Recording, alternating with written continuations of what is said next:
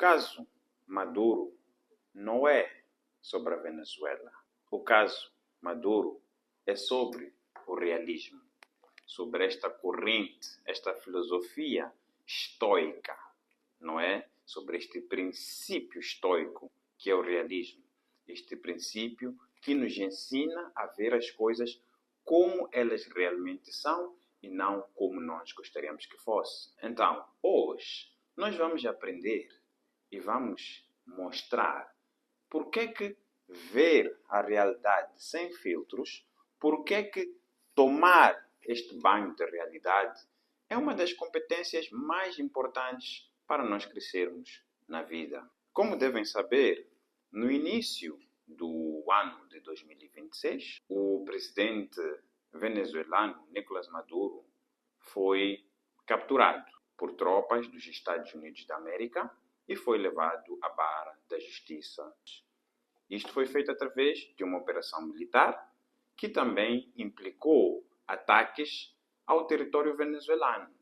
E após estes ataques, após esta detenção, houve uma reação internacional bastante vigorosa. Houve muita crítica a nível da comunidade internacional sobre este ataque, ou seja, a comunidade alegava que isto não deveria ter acontecido, mas a realidade é que o facto é que isto aconteceu. E neste nosso vídeo hoje nós vamos fazer uma análise da detenção do Nicolás Maduro sobre a ótica de duas teorias das relações internacionais, o idealismo versus o realismo. E vamos também explicar qual é a dura lição de vida que nós podemos tirar sobre este caso, sobre a forma como nós interpretamos e percebemos o mundo, influencia a nossa vida, o nosso crescimento e o nosso desenvolvimento pessoal e profissional. Este é um tema que eu vou apresentar com base naquilo que aprendi na minha formação, no meu mestrado, em Relações Internacionais.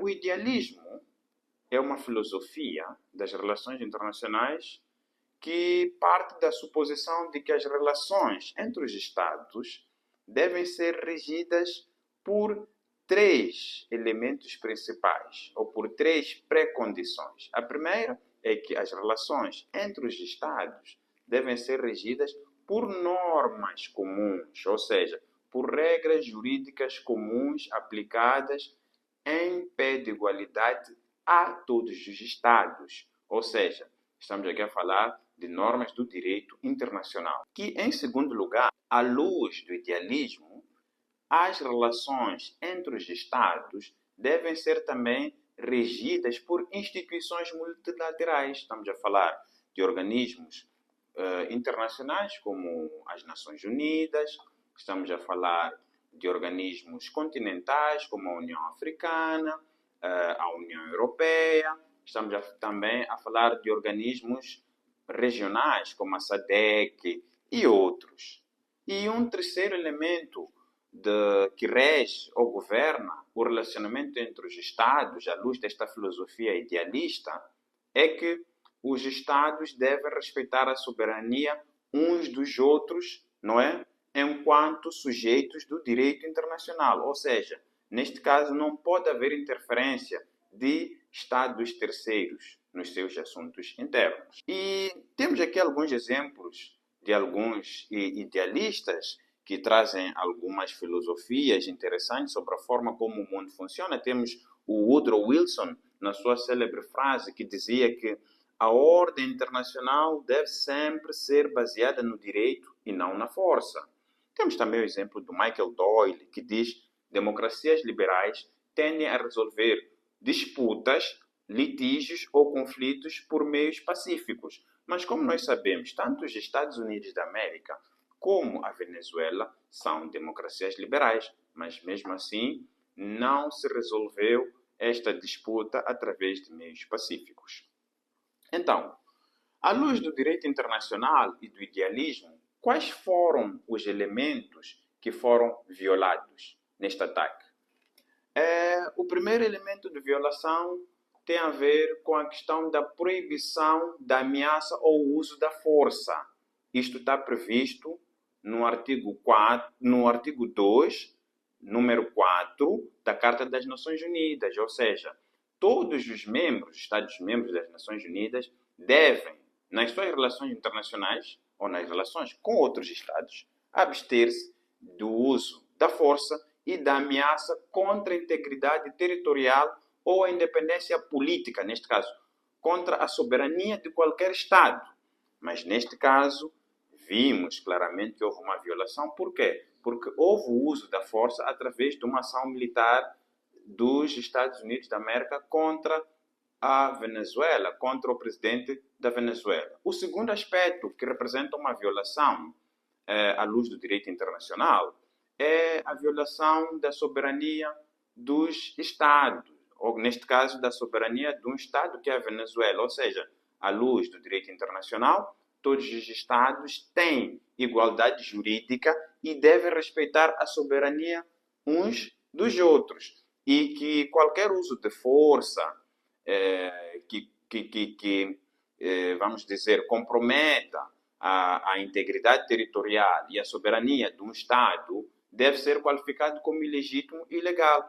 Mas nós percebemos que não foi isso que aconteceu. A intervenção militar dos Estados Unidos viola este princípio da igualdade soberana dos Estados. Depois, um terceiro elemento é que, mesmo que haja uma necessidade de uma intervenção militar num Estado, esta intervenção carece, à luz do artigo 42 da Carta das Nações Unidas, de uma autorização do Conselho de Segurança das Nações Unidas. Ou seja, o Conselho de Segurança das Nações Unidas é o único organismo que tem, neste caso, detém, melhor dito, um monopólio para o uso da força em situações que ameaçam a paz e a segurança internacional. Ou seja, o Conselho de Segurança das Nações Unidas tem a prerrogativa de autorizar ações militares, tanto por via aérea, marítima, naval ou terrestre, conforme necessário, desde que isso seja para garantir a segurança internacional. Então, se é uma resolução, se é uma autorização explícita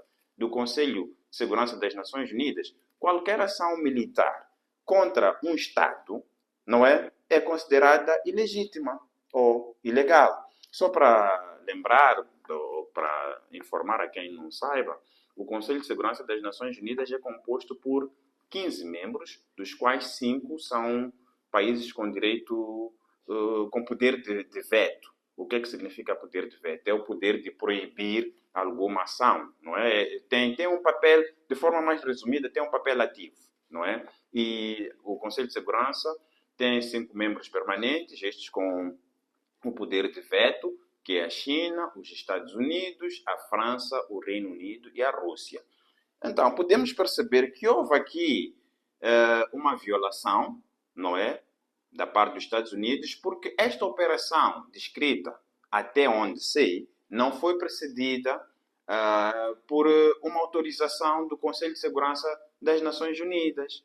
Depois, temos um outro elemento que é aquilo que nós chamamos de exceção legal muito restrita, que é nas situações em que se permite o uso da força para casos de autodefesa, ou, em outras palavras mais simples, legítima defesa. Ou seja, as Nações Unidas, na sua carta,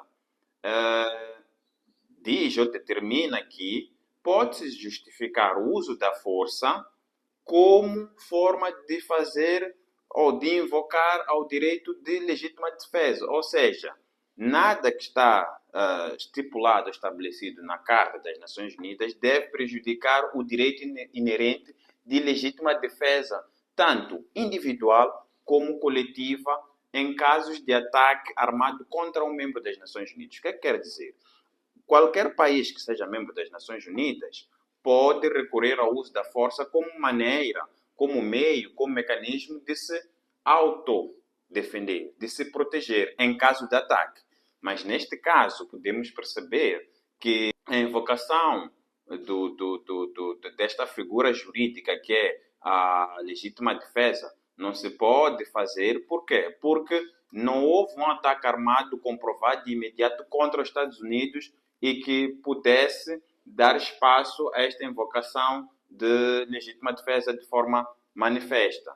Então, houve aqui também uma outra violação. Depois temos um outro aspecto, que é a violação de um outro princípio das relações internacionais, que é o princípio da não intervenção, ou seja, o princípio da não interferência, da não ingerência. E este é um princípio reconhecido como um princípio fundamental a nível do direito internacional. Ou seja, não é permitido que um Estado interfira nos assuntos internos ou externos de outro Estado sem uma autorização legal prévia, ou seja, sem consentimento ou mandato do Conselho de Segurança. Então, ainda que tenha havido alegações de fraude eleitoral, de problemas internos na Venezuela, nenhum outro Estado tem esta prerrogativa ou este poder, não é, de a seu belo critério atacar o outro Estado. E isto, mais uma vez, configura-se numa violação do direito internacional. Depois temos outros elementos, por exemplo, a Convenção de Montevideo, que também foi violada. O artigo 8 desta Convenção proíbe intervenção em assuntos internos de outro Estado. O artigo 11 também fala da inviolabilidade territorial, ou seja, proibição de ocupação militar ou imposição de coerção externa, não é? E de lembrar que esta convenção foi assinada em 1934. Depois, temos um outro sétimo elemento que também configura uma violação do direito internacional, que é a imunidade dos chefes de Estado. Ou seja, os chefes de Estado em exercício gozam daquilo que nós chamamos de imunidade funcional, ou seja, eles gozam de proteção contra processos judiciais de jurisdições de outros Estados, enquanto ainda estiverem em funções. E como sabemos, Maduro ainda estava em funções, era o presidente em exercício e gozava de imunidade, mas isso, mais uma vez, não foi respeitado. Então, à luz do idealismo, daquilo que deveria ser, daquilo que deveria acontecer, à luz daquela convivência pacífica que esta teoria defende, o que aconteceu é que houve, neste caso, o fracasso, não é, das instituições, das normas, de conter esta incursão americana, ou seja, os meios pacíficos de resolução de conflitos, como diálogo, diplomacia e afins, não surtiram efeito. Isto mostra que estes meios tendem a ser, muitas das vezes, ineficientes, principalmente quando se trata de interesses das grandes potências do mundo. Então, esta é a perspectiva idealista da questão. Por outro lado, temos uma outra perspectiva, que é a perspectiva realista das relações internacionais. Contrariamente ao idealismo, o realismo enfatiza que as relações internacionais são, na sua essência, relações de poder entre Estados. Ou seja, cada Estado busca, nas suas relações com outros Estados, maximizar a sua segurança e os seus interesses estratégicos, num ambiente em que temos uma anarquia, temos um mundo com uma anarquia sistêmica. Então, os Estados, à luz do realismo, não convivem de forma pacífica e são, sim, guiados, acima de tudo, pelos seus interesses do que pelas normas. Ou seja, os Estados vão respeitar, acima de tudo, os seus interesses e não vão respeitar aquilo que são as normas. O mais importante, eles vão defender mais interesses do que a lei. E que, à luz do idealismo, existe uma convivência pacífica, mas à luz do realismo, só existe paz entre iguais, ou seja, só vai existir paz entre países que têm mais ou menos a mesma valia militar, países que não se querem confrontar uns aos outros. Nós podemos ver isso, um exemplo concreto na selva, na floresta. É muito raro encontrar um leão e um elefante em confronto. Normalmente estes dois, quando se cruzam, cruzam-se, cada um vai à sua vida e ninguém busca atacar o outro.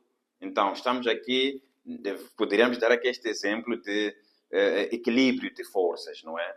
Então, vou aqui apresentar algumas frases de alguns realistas. Temos Tucídides, não é? Que defendia que os fortes fazem o que podem e os fracos sofrem o que devem. não é? É o que ele diz, à luz do realismo. Depois temos também Hans Morgenthau, que diz que a política internacional não é nada mais, nada menos do que uma luta pelo poder. Então, prosseguindo, no realismo, os Estados, como sujeitos do direito internacional, funcionam em função dos seus interesses, ou seja, eles dão prioridade ao poder e à segurança. Os Estados, por outro lado, buscam aquilo que é a sua sobrevivência e manter o equilíbrio de poder a nível mundial. Ou seja, o interesse nacional está acima de qualquer norma e acima de qualquer moral universal. E, à luz do realismo, disse que o uso da força como instrumento legítimo de política externa é aceitável quando necessário, não é? Então, o que é que nós podemos aprender desta detenção supostamente ilegal do Maduro? Do ponto de vista do realismo, a detenção de Maduro pode ser vista como, vamos lá, uma expressão direta da busca dos Estados Unidos da América em manter a sua influência estratégica na América Latina e impedir um alinhamento adversarial, um alinhamento contrário ou nocivo àquilo que são os seus interesses. Nós sabemos que temos potências como a Rússia e a China que apoiam regimes contrários àquilo que são os interesses geopolíticos dos Estados Unidos da América, não é? Nós conhecemos esses dois grupos, o grupo imperialista, capitalista, que é liderado pelos Estados Unidos, e temos o outro grupo mais socialista, que inclui países como a Rússia, a China e outros. Este é o primeiro ponto à luz do realismo. Depois, temos o segundo ponto, que é há aqui uma necessidade de garantir interesses econômicos e segurança. Ou seja, esta operação, esta detenção do Maduro, inclui ou incorpora alguns elementos de segurança nacional, por exemplo, alegadamente, né, o combate ao narcotráfico e aquilo que seria a neutralização de um líder que é acusado de atividades ilegais, ou seja, de um líder que é considerado uma ameaça para aquilo que são o que é a garantia de segurança dos Estados Unidos e, por outro lado, temos aquilo que eu disse, que são os interesses econômicos, principalmente porque se está a falar de um país que não é nada mais, nada menos do que o país com as maiores reservas de petróleo do mundo, de forma destacada. Então, temos aí um outro elemento. O terceiro elemento, à luz do realismo, é aquilo que defendem os realistas, que é o uso da força para manutenção, ou seja, para imposição dos seus ideais e dos seus interesses. Ou seja, os realistas argumentam que num sistema internacional anárquico, o que é um sistema internacional anárquico? É um sistema internacional no qual não existe uma hierarquia, não é? Não existe um país mais importante que o outro, não um país que vai exercer o papel de juiz, que está numa posição de supremacia. Os Estados mais poderosos tendem a recorrer e podem, não é? O realismo diz, podem recorrer ao uso da força de forma unilateral quando os seus interesses estratégicos estão em jogo, mesmo que isso seja contrário àquilo que são as normas internacionais. E vimos aqui que há esta questão dos interesses americanos serem postos, entre aspas, em jogo. Depois, temos outra questão, que é a quarta, à luz do realismo. Há aqui uma necessidade de equilíbrio de poder e competição entre potências. Ou seja, esta ação contra Maduro altera aquilo que é o equilíbrio de forças a nível global, a nível regional e até a nível local. E mostra ou dá um sinal daquilo que é a disposição e a vontade, não é? E a apetência dos Estados Unidos da América usarem quaisquer meios coercitivos para evitar que governos hostis, ou seja, governos contrários àquilo que é a hegemonia dos Estados Unidos, estamos a falar principalmente de países como Rússia, que são considerados revisionistas, são países que querem rever aquilo que é a ordem mundial, rever o sistema. Então, evitar que esses governos se consolidem e isto faz parte daquilo que é a lógica clássica realista que tem a ver com a hegemonia e a necessidade de manutenção do poder. Então, sob a perspectiva do realismo, de uma forma mais resumida e conclusiva, podemos dizer que a detenção de Maduro não é uma exceção, mas é uma manifestação, do ponto de vista do realismo, daquilo que é a política externa de um Estado que quer consolidar a sua posição estratégica, quer manter a sua hegemonia de superpotência e depois este mesmo Estado quer assegurar ou garantir que os seus interesses materiais, econômicos, não é? Possam ser mantidos, principalmente numa situação em que vemos ali agora uma situação de coalizão de diferentes atores internos e externos que desafiam esta ordem, ou seja, estes revisionistas, não é? Que desafiam, primeiro, a ordem mundial e que também desafiam a esfera de influência dos Estados Unidos da América. Estamos a falar de países como a China e a Rússia, não é? Então, para concluir este vídeo, é preciso perceber que esta detenção do Nicolás Maduro expõe um dilema central naquilo que são as relações internacionais, as relações entre os Estados, não é? Que há aqui uma tensão, há aqui um conflito entre aquilo que são as normas jurídicas, aquilo que são os valores universais, aquilo que são os ideais, não é? Aquilo que é o idealismo, não é? E aquilo que são os interesses estratégicos e a lógica do poder, que é o realismo. Então, se por um lado o idealismo condena veemente esta ação, que alega ser um retrocesso àquilo que é o desenvolvimento mundial, que fragiliza aquilo que é a ordem internacional, que é baseada em regras, numa convivência pacífica, o realismo diz o contrário, faz uma interpretação e diz que isto é apenas uma resposta pragmática àquilo que são as exigências de segurança e influência de um certo país no sistema internacional. Agora, estamos aqui num vídeo de desenvolvimento pessoal. A pergunta que você deve estar a fazer é: e o que é que isso tem a ver comigo? Bem, eu vou lhe dizer que isto tem tudo a ver consigo. Por quê? Porque este vídeo pode ser a virada da chave, pode ser o pulo do gato na sua forma de ver e interpretar o mundo, na sua forma de viver. E eu vou explicar como é que você pode fazer essa análise na segunda parte deste vídeo. Veja o link na descrição. Se gostou, comente, compartilhe e dê um like. Até já!